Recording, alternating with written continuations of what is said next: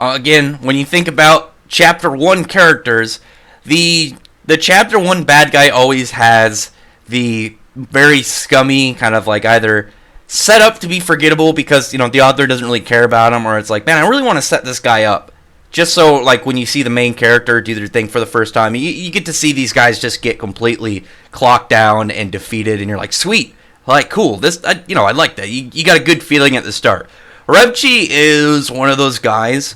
With him, like I just finished my video on Bora. I talked a little bit about him if you want to go check that out. But Revchi, one of the things that Bora has is Bora's was like he had a fair design, and like what he was doing was more generally bad.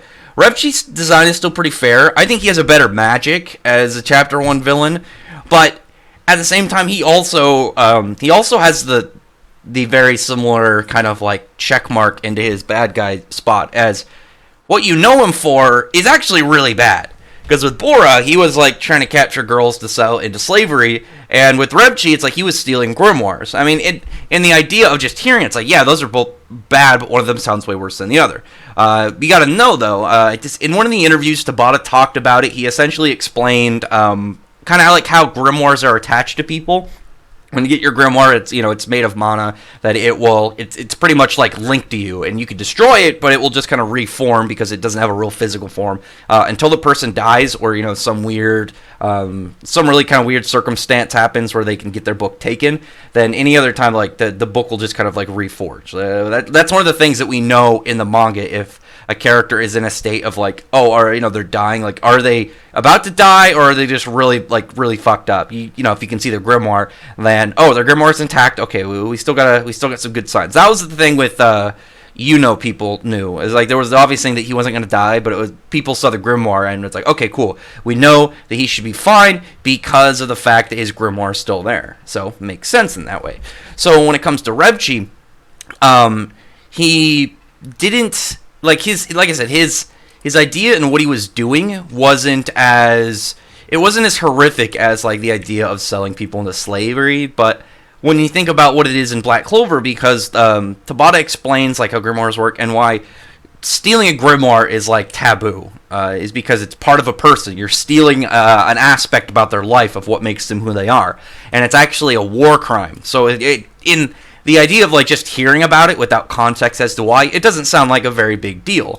But when you understand why exactly it's such a kind of like very looked down upon and very like egregious thing within the Black Clover world, you understand like, okay, yeah, when you get the context, like the dude's definitely way worse than you thought. But in terms of like, again, Chapter 1, I mean, he showed up like way at the end. He kind of just popped up, did his thing. He was a mean bad guy. He was taunting Asta and stuff. And Asta gets his power, defeats him. Okay, there you go. He has a little bit going on right now, but there's nothing really happening with that is like considerable to talk about or even wait for. Like, I don't think there's going to be anything like, we could talk about Revchi. Cool, let's talk about like progress for him. No, I don't see any progress for like his character, that he's always going to be like that. Maybe I'm wrong, who knows. Either way, his character, he's got some cool magic.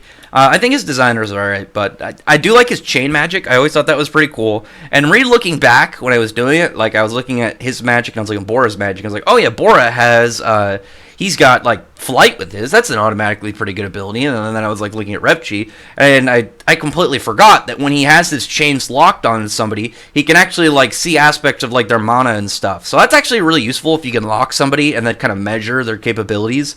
That's something that I think the Eye of the Midnight Sun would have really, really benefited from if they ended up capturing, or I guess not even capturing, just recruiting Revchi into their group. It would have been something they can really kind of like, advance their whole plan on if they were able to get him.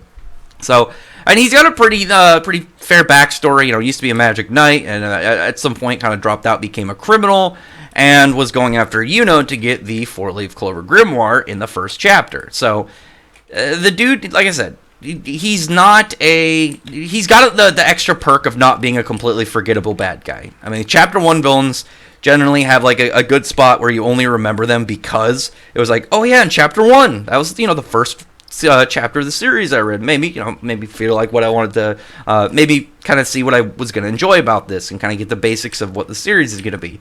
Revchi, I think, did a pretty fair job about that, and gave a little bit of setup of like X Magic Knights, which was pretty cool. I liked the interactions that he caused on Asta, where Asta like almost gave up and then kind of overcame it thanks to Yuno. I mean, that's not Revchi helped do the events go forward, but he himself, obviously, it's not like he was that much of a driving force in it. He kind of just was just being a jerk to Asta, and then Asta was like, maybe I should give up and all these things. But I don't know. He's all right. I'm wondering if he's gonna have like any role later. I just don't know if he's gonna have like any significant role. Like maybe he'll just get a part where he participates in a battle or something, or there's a part in the story where he kind of just gets a moment to kind of participate.